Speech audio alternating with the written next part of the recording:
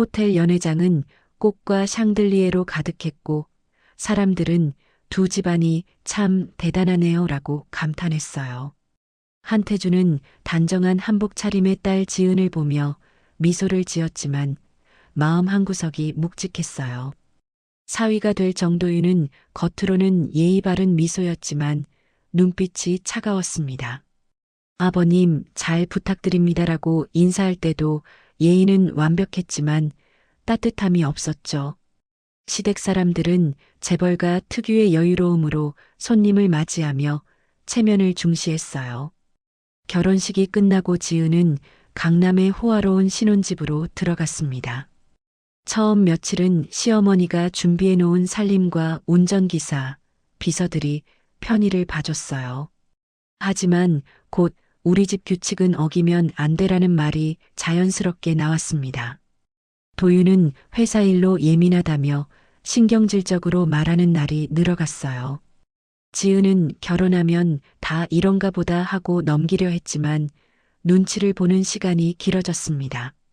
몇 번 친정에 가겠다고 하자 시어머니는 이 시기에 자주 나가면 체면이 안 서요라고 말렸어요.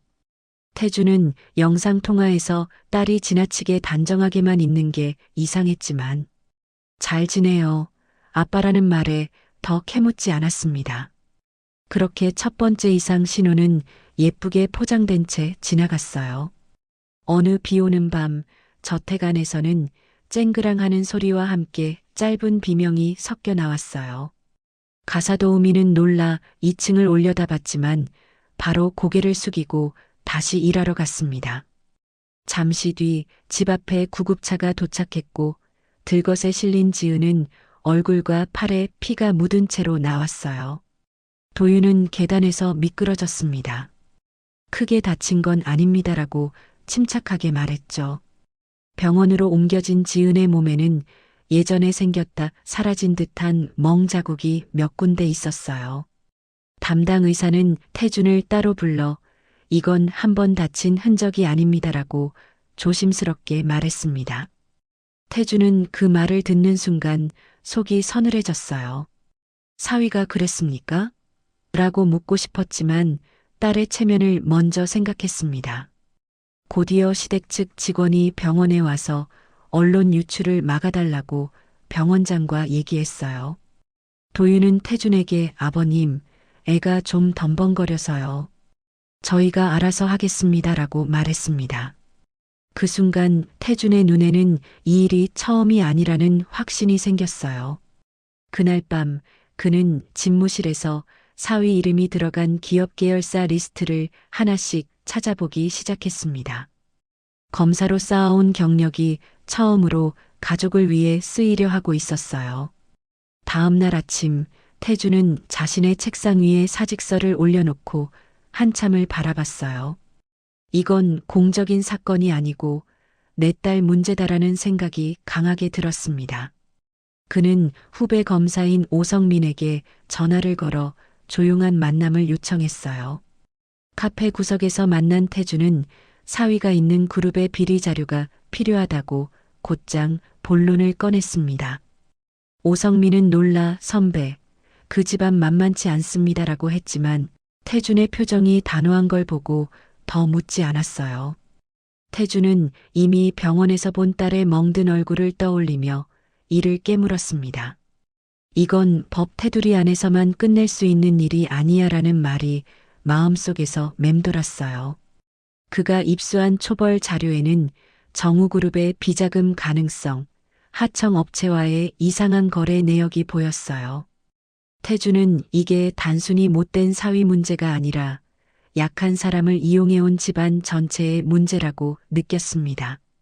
그날 밤 그는 딸 병실에 들러 아무 말 없이 이불을 정리해주고 나왔어요. 지은이 아빠 미안해요라고 속삭였지만 그는 이제 괜찮다는 듯 고개만 끄덕였어요. 그때부터 그의 분노는 감정이 아니라 계획이 되었어요. 태주는 먼저 사위가 몸담은 계열사의 회계 담당자부터 추적했어요. 주변을 살핀 끝에 퇴직을 앞둔 중간 관리자를 찾아내 조용히 접촉했습니다.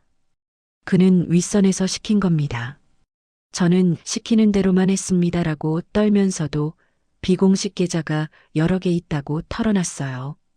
태주는 그 자료를 받아 오성민에게 넘기며 이 라인부터 압수수색이 들어가야 한다고 말했습니다. 한편 그룹 쪽에서도 내부 정보가 새고 있다는 걸 눈치채고 서둘러 자료를 파기하려 했어요. 정 회장은 아들에게 집안일을 밖으로 내보내지 말아라고 호통쳤습니다. 그러나 이미 일부 계좌 내역과 로비 대상자 명단은 언론사로 흘러가고 있었어요. 포털 메인에는 정우그룹 비자금 의혹이라는 제목이 떠올랐습니다. 여론이 들끓자 검찰은 움직일 수밖에 없었고 태주는 그 틈을 더 벌렸어요. 그는 기자들에게 자신이 피해자의 아버지라는 사실을 숨긴 채 자료 정확도만 강조했습니다. 그 순간부터 이 싸움은 사위 개인이 아니라 재벌가 전체와의 대결이 되었어요. 며칠 뒤 검찰청 브리핑룸에는 취재진이 가득 모였어요. 태주는 정장을 단정히 입고 연단에 섰습니다. 그는 이번 사건은 단순한 회계 착오가 아니며 구조적으로 만들어진 비자금이라고 설명했어요. 이어서 그는 불법 로비 정황과 가족 기업으로 빼돌린 수익 흐름까지 차분히 공개했습니다. 기자들이 개인적으로 이 사건에 연루된 이유가 있습니까? 라고 묻자 잠시 침묵했어요. 그리고 피해자가 제 딸입니다라고 짧게 말했어요. 순간 취재진이 화하고 술렁였고 사람들의 관심은 비자금보다 가정폭력과 은폐로 옮겨갔습니다. 시청자들은 TV 앞에서 저렇게까지 했다고? 라며 분노했어요. 시댁은 체면을 잃고 언론의 공격을 받기 시작했습니다. 그룹 홍보팀은 서둘러 해명 자료를 냈지만 여론은 이미 돌아섰어요. 태주는 브리핑이 끝난 뒤 조용히 건물을 나섰습니다. 그는 승리감보다 무겁고 쓸쓸한 기분이 들었어요. 언론 보도가 나가고 곧바로 도윤과 정 회장에 대한 소환이 이루어졌습니다. 도윤은 변호인을 대동하고 나와 부주의한 사고였을 뿐입니다라고 주장했어요. 그러나 의료 기록과 사진, 그리고 집안의 통제 정황이 하나둘 나오자 그의 얼굴이 굳었습니다. 검찰은 비자금과 가정폭력 은폐를 연결해 영장을 청구했어요. 공항으로 나가려던 도윤은 출국 금지를 통보받고 그 자리에서 체포되었습니다. 철창을 향해 걸어가던 그는 고개를 떨군 채 아무 말도 하지 못했어요. TV에서는 수갑을 찬 재벌이세의 모습이 여러 번 반복 재생됐습니다. 병실에 있던 지은은 그 장면을 보지 못하게 보호자들이 TV를 껐어요. 태주는 복도에 서서 그 뉴스를 묵묵히 보고 있었습니다. 이렇게까지 와야 했나 하는 생각이 잠깐 스쳤지만 곧 딸의 멍자국이 떠올라 마음을 굳혔어요. 그는 법이 결국 움직였다는 것에 최소한의 안도를 느꼈습니다. 그룹의 중심이었던 회장이 구속되자 회사는 순식간에 흔들렸어요. 주가는 떨어지고 거래처들은 위험하다며 뒤로 물러났습니다. 임원들은 서로 책임을 미루며 회의실에서 고성을 질렀어요. 검찰의 압수수색이 이어지자 비자금 장부와 허위 계약서가 줄줄이 나왔습니다. 언론은 폭력 은폐하려다 기업 전체가 무너져라는 제목으로 상황을 전했어요. 시어머니는 사람들의 시선을 견디지 못해 해외 요양을 핑계로 출국했습니다.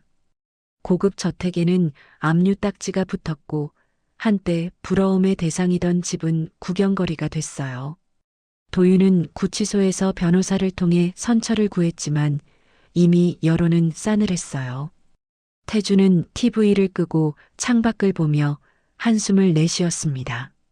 그는 이 집안이 이렇게까지 무너질 줄 알았지만 딸이 상처받은 만큼만 무너졌으면 좋겠다는 생각도 들었어요. 몇 달이 지나 겨울 기운이 잦아들 때쯤 지은은 재활치료를 마치고 천천히 걸을 수 있게 됐어요. 병실 창밖으로 들어오는 햇살이 부드러워서 표정이 한결 밝아졌습니다. 태주는 꽃이 든 작은 바구니를 들고 들어와 이제 많이 좋아졌구나 라고 다정히 말했어요. 지은은 그제야 긴장 없이 아빠가 아니었으면 저는 아직도 거기 있었을 거예요 라고 웃으며 말했습니다. 그는 딸의 손등을 천천히 쓰다듬었어요. 그 손 위에는 예전의 멍 자국 대신 건강한 살빛만 남아 있었어요. 김미숙도 옆에서 조용히 눈시울을 훔쳤습니다. 창문 밖에서는 아이들이 장난치는 소리가 들려왔고 병실 안 공기가 평온해졌어요. 태주는 이제 이 아이는 두려움 대신 평범한 하루를 살겠구나 하고 마음속으로 되뇌었습니다. 그리고 하늘을 올려다보듯 창밖을 보며 아주 작게 미소를 지었습니다.